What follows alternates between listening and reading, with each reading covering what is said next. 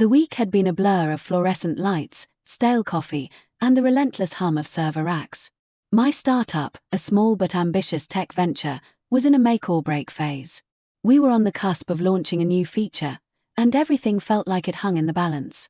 Long nights were the norm, often stretching into the early hours, fueled by sheer willpower and an endless playlist of upbeat indie rock. My apartment, usually a haven, had become little more than a pit stop for a few hours of sleep before the cycle began anew. My girlfriend, Emily, had been an absolute rock throughout this madness. We'd been together for 3 years now, and she'd seen me through plenty of highs and lows. But this felt different. The stress was palpable, a constant pressure behind my eyes. I was irritable, distracted, and probably not the best company. Our usual evening calls were rushed, punctuated by my apologies for being incoherent, or worse, my sudden need to dash back to the office for just one more thing. Date nights. A distant memory. Even basic chores around the apartment had fallen by the wayside, replaced by empty takeout containers and a growing mountain of laundry. I knew I was being a terrible boyfriend. Every time I looked at her tired, understanding eyes, a fresh wave of guilt washed over me. She never complained, not once. She'd just send me encouraging texts, bring over late-night snacks, or simply listen patiently as I ranted about bugs and deadlines. She was a saint, and I was a work-obsessed mess. Then came Tuesday. Tuesday, which started like any other frantic day, spiraled into a full-blown crisis. Our main database, for reasons no one could immediately fathom, decided to go on strike. Everything ground to a halt. Panic set in. Calls were made, frantic debugging began, and the air in the office crackled with tension. I felt a cold knot of dread tightening in my stomach. This launch had to happen. I called Emily that evening, my voice hoarse from shouting over colleagues and the general chaos. "It's a disaster, Em," I muttered, pacing my tiny office. "Everything's down. I don't know how long this will take.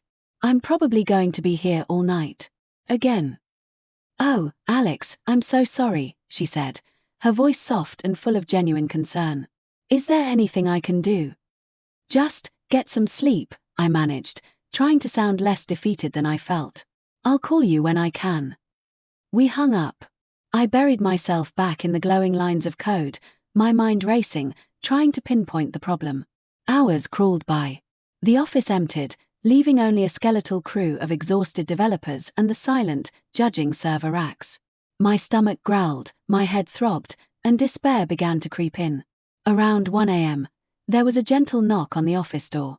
I frowned, expecting it to be Mark, our lead engineer, with another dead-end theory. But when the door creaked open, it wasn't Mark. It was Emily.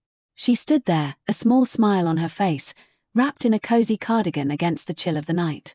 In her hands, she held a large insulated bag. The aroma hit me first, rich, savory, utterly delicious. "Hey, stranger," she whispered, stepping inside. "Thought you might be hungry." My jaw must have dropped. She'd driven across town, at 1 in the morning, just to bring me food. And not just any food. She pulled out 2 large, steaming containers. "Homemade chicken noodle soup," she announced, "and some of those garlic knots you love." I stared at her, then at the food. My eyes actually welled up a little. It was so simple, so unexpected, and yet so profoundly thoughtful.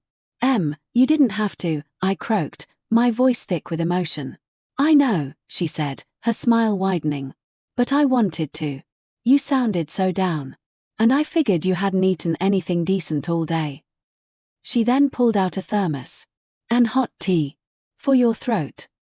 She set everything down on the small table next to my desk, opened the containers, and the warm, comforting scent filled the air, chasing away the metallic tang of anxiety. While I ate, she just sat there, quietly, patiently, occasionally refilling my tea. She didn't press for details about the database crisis, didn't offer unhelpful advice. She just was. Her presence was a balm, her kindness a shield against the mounting pressure. For those 20 minutes, the world outside that small office faded away. It was just me, Emily, and the best chicken noodle soup I'd ever tasted. By the time she left, around 2 a.m., the database problem still wasn't solved, but my spirits were lifted immeasurably. I felt seen, loved, and supported. That night, her unexpected act of kindness cut through the chaos and reminded me what truly mattered. We finally fixed the database issue a few hours later, and the launch, miraculously, went off without a hitch. The days that followed were a whirlwind of celebration and catching up on much-needed sleep. But even amidst the success, Emily's midnight soup delivery remained vivid in my mind. It wasn't just a meal, it was a gesture that spoke volumes about her love and selflessness. I knew I needed to repay her, not just for that night, but for everything she had endured during this stressful period. But how? It couldn't just be flowers or a dinner out, though those were nice. It had to be something that acknowledged her quiet strength, her unwavering support, and the sacrifices she'd made for my dreams. It had to be as thoughtful and personal as her soup. My first thought was a weekend getaway. We hadn't had one in ages. I pictured a cozy cabin in the mountains, no phones, just us, fresh air, and quiet evenings by a fire. But Emily was practical, and our budget, while improved post-launch, still had its limits. Then I remembered something she'd mentioned weeks ago, almost in passing. Her grandmother, who lived a few hours away, had been struggling with her garden. Emily had always felt bad about not being able to visit more often to help out. Her grandmother's roses were her pride and joy, and age was making it hard for her to keep up with them. An idea sparked. It wasn't glamorous, but it was her. It was about giving her time, peace of mind, and the chance to connect with her family without the usual logistical stress. I started planning. First, I secretly called Emily's grandmother, a sweet woman named Martha. She was thrilled at the prospect. Then, I booked a small, charming B&B near Martha's town for a Friday and Saturday night.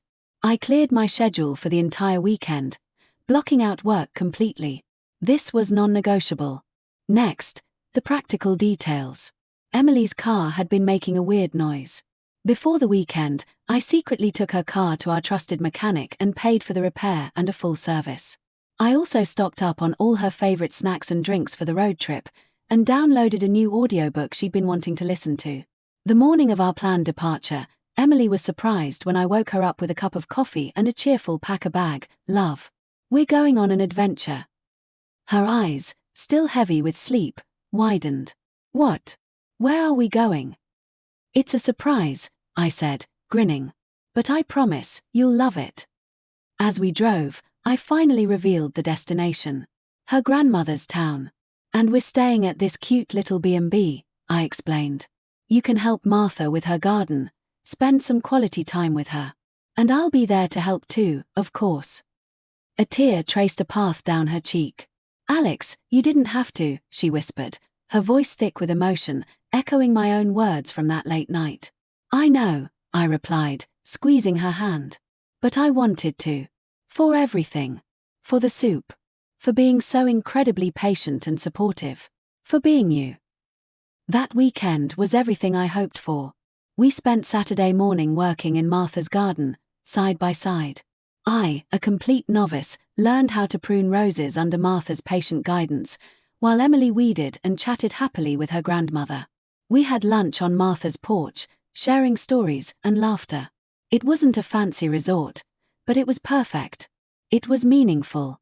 That evening, back at the B&B, after a simple but delicious dinner, we sat by the fireplace. Emily leaned her head on my shoulder. "This is the best gift, Alex," she murmured. "Thank you. Really." "It's just a small start," I said, kissing the top of her head.